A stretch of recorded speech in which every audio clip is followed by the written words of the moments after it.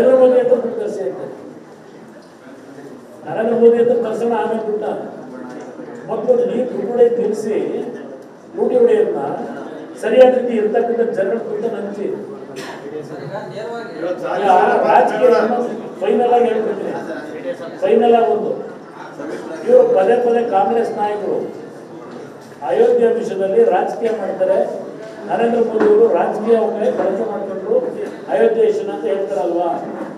ಈಗ ನಾನು ಅಯೋಧ್ಯೆ ವಿಷಯದಲ್ಲಿ ರಾಮ ಮಂದಿರ ಕಟ್ಟಬೇಕಾದ್ರೆ ನಾನು ಬಾರಿ ಕೇಳಿದ್ದೇನೆ, ಹಣ ಸಂಗ್ರಹ ಏನ್ ಮಾಡ್ತಾ ಇದ್ದೀರಿ, ಏನು ಹಣ ಸಂಗ್ರಹ ಆಯಿತು ಜನಗಳ ಮುಂದೆ ಅಂತ ನಾನು ಹೇಳಿದ್ದೇನೆ.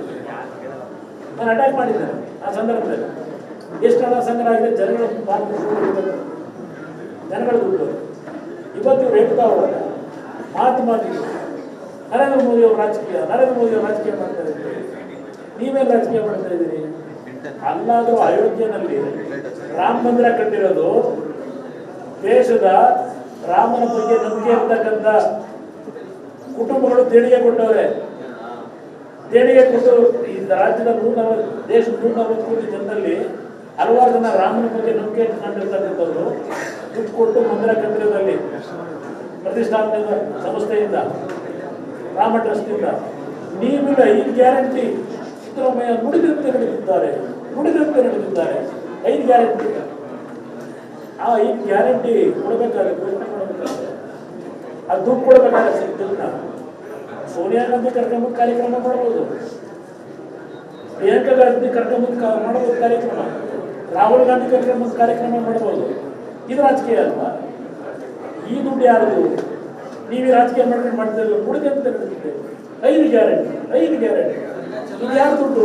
ಈ ಚುನಾವಣೆ ಅಂತ ಗೊತ್ತಾಯ್ತಲ್ಲ. ಈಗ ಇಲ್ಲಿ ಪ್ರಶ್ನೆ, ಈ ರಾಜ್ಯದ ಜನತೆಯ ತೆರಿಗೆ ಹಣ ಈ 5 ಗ್ಯಾರಂಟಿ ಕೊಡ್ತಾ ಇರೋದು ನೀವು. 5 ಗ್ಯಾರಂಟಿ ರಾಜ್ಯದ 6.5 ಕೋಟಿ ಜನತೆಯ ಬೆವರು ಸುರಿದಿರ್ತಕ್ಕಂಥ ತೆರಿಗೆ ಹಣ ಇದು. ಇದನ್ನು ಮಾಡೋದಕ್ಕೆ ರಾಜಕೀಯ ಮಾಡ್ತಾ ಇಲ್ವಾ ನೀವು? ಇದನ್ನು ಮಾಡ್ಲಿಕ್ಕೆ ರಾಹುಲ್ ಗಾಂಧಿ ಯಾರಿಲ್ಲಿ ಬರ್ಲಿಕ್ಕೆ ಆ ಕಾರ್ಯಕ್ರಮ ಉದ್ಘಾಟನೆ ಮಾಡ್ಲಿಕ್ಕೆ?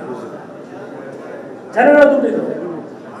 ಅದಕ್ಕೆ ಹೇಳ್ತೀರಿ ನೀವು ಅಯೋಧ್ಯೆ ಮಂದಿರ ಕಟ್ಟಿರೋದನ್ನ ರಾಜಕೀಯವಾಗಿ ಬಳಕೆ ಮಾಡ್ಕೊಳ್ಳೋದು, ದುರ್ಬಳಕೆ ಮಾಡ್ಕೊಂಡು ಅಂತ ಹೇಳ್ತಿದ್ರೆ ಅವ್ರು 50 ವರ್ಷ ಹೋರಾಟ ಅವರು ಬಿಜೆಪಿ.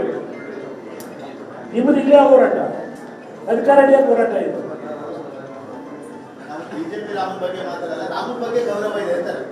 ಬಿಜೆಪಿ ರಾಮನು ಒಂದೇ, ಇವ್ರು ಹೇಳ್ತಾರಲ್ಲ ರಾಮ, ಆ ರಾಮನು ಒಂದೇ.